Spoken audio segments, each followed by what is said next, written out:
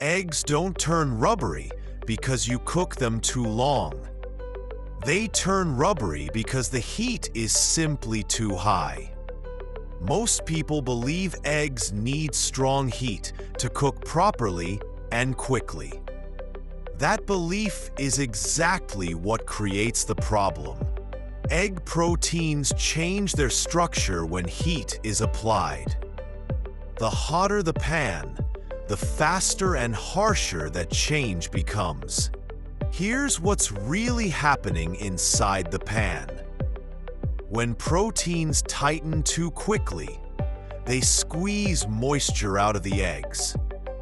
That loss of moisture is what creates a dry, rubbery texture. A very hot pan triggers this process almost instantly.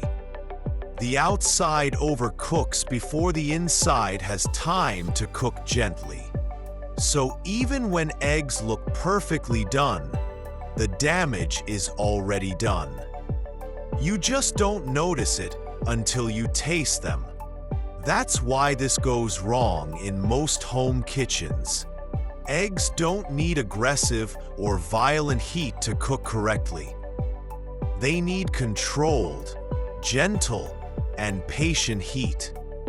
Lower heat slows down protein tightening significantly. Slower tightening allows eggs to stay soft and moist. Now do this instead for better results.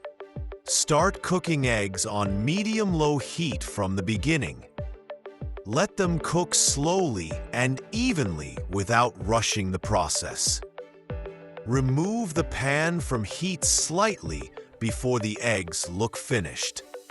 Residual heat will complete the cooking gently. If your eggs always turn rubbery, don't blame the recipe or yourself. Fix the heat, and the texture fixes itself every time.